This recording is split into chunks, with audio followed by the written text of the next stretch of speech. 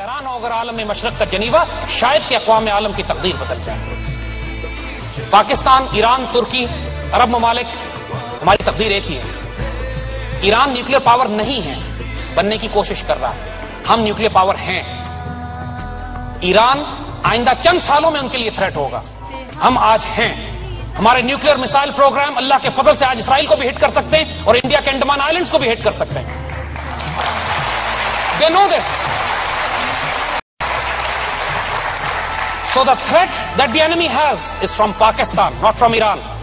इन्होंने इराक का nuclear programme तबाह कर दिया, फौजें लेके घुस गए, इसलिए कि इनको पता था कि उसके पास न्यूक्लियर वेपन्स नहीं है। सीरिया को तबाह कर दिया, लिबिया को उन्होंने डिस्ट्रॉय करके रख दिया, अफगानिस्तान पर चढ़ दौड़े।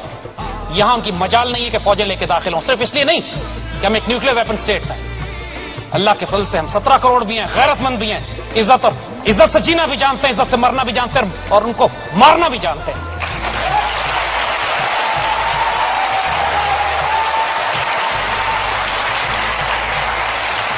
Their threat is against Pakistan. उनका थ्रेट हमारे खिलाफ है, इसमें कंफ्यूज नहीं हो। बाकी जो कुछ वो दुनिया के साथ कर रहे हैं ब्लफ है। टारगेट इनके जो एयरक्राफ्ट कैरियर्स खड़े हुए हैं समुद्र में, उनके जो सारा इस वक्त थ्रेट है, जो फोकस है इस वक्त अफगानिस्तान से लेकर दिल्ली तक, इनके तमाम दुश्मनों का एक्सेस जो बना हुआ है, that is directed against you. Don't remain in this confusion. Absolutely wake up, wake up. Bharat उठाएगा 10 कदम और पाकिस्तान हो जाएगा खत्म। पहला कदम, प्रधानमंत्री के फैसला लेते ही पाकिस्तान पर धावा बोल दिया जाएगा। दूसरा कदम, हल्ला बोल का आदेश जारी होते ही तीनों सेनाएं हरकत में आ जाएंगी। तीसरा कदम, MiG-21, मिराज 2000 और जैगवार जैसे अत्याधुनिक लड़ाकू जहाज ईंधन और बमों से लग जाएंगे और वो फौरन पाकिस्तान पर अग्नि वर्षा करने लगेंगे। चौथा कदम, हल्ला बोल का आदेश मिलते ही भारतीय नौसेना भी हरकत में आ जाएगी। भारतीय पनडुब्बियां टारपीडो बम से लग जाएंगी। पांचवा कदम, यलगार के साथ ही भारतीय वायुसेना सबसे पहले पाकिस्तान में घुसेगी और पाकिस्तान पर 5000 बमों की बारिश होगी। छठवां कदम, भारतीय थल सेना दुनिया की सबसे ऊंची युद्ध भूमि सियाचिन ग्लेशियर में यलगार कर देगी। सातवां कदम, भारत पंजाब से लगने वाली सीमा को खोल दिया जाएगा। ऐसा करने से पाकिस्तान की कमर टूट जाएगी। नौवां कदम, अपनी हालत खराब होते देख पाकिस्तान खुलेआम भारत को परमाणु बम से हमला करने की धमकी दे सकता है। पाकिस्तान दुनिया को ब्लैकमेल करना शुरू कर देगा क्योंकि भारत पाकिस्तान की राजधानी इस्लामाबाद पर कब्जा करने की बेहद करीब पहुंच चुका होगा। इसके बाद उठाया जाएगा 10वां और आखिरी कदम। दुनिया भर के देश इस समय तक भारत और पाकिस्तान को समझाने में एड़ी चोटी कर चुके होंगे। ऐसे में फिर से होगा युद्ध विराम, ठीक वैसा ही जैसा 1900 भारत और पाक सेना के बीच हुआ था।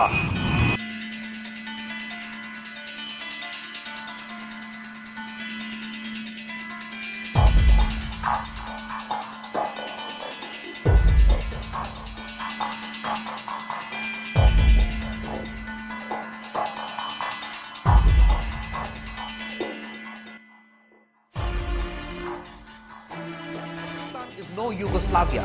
In Yugoslavia, Yugoslavia was not a nuclear power state, and American and NATO supply lines were not going through Yugoslavia. Pakistan is a nuclear power state. We have got over 100 nuclear warheads which are spread over our various forces, Army, Navy, Air Force, Strategic Force Command, and Americans don't even know where they are. And secondly, the NATO supply lines go through Pakistan.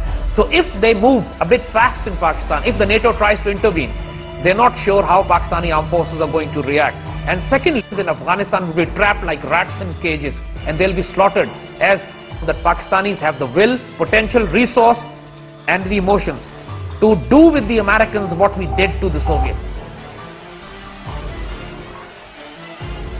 The Indians working under the American umbrella, the time is not far, I feel, that Pakistanis will take a very decisive action.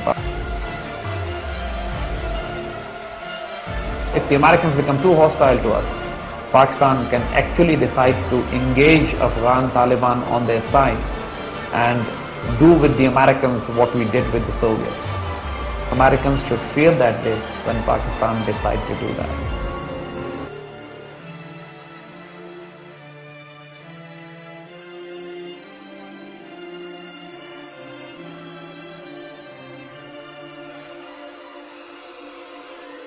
मैंने इसलिए कहा कि 9/11 मनाना अफगानिस्तान मनाना पहले दिन से।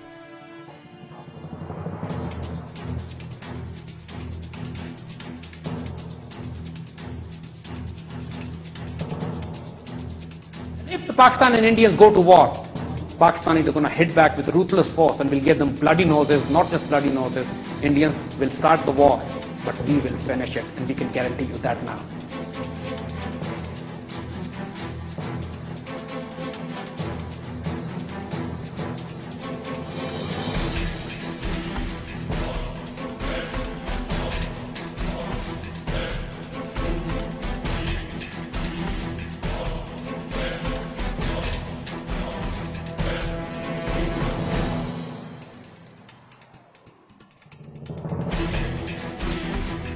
Pakistan have the will, we have the resources, we have the potential, we have the assets on ground available for us that we can make Afghanistan the graveyard for the US and the NATO forces.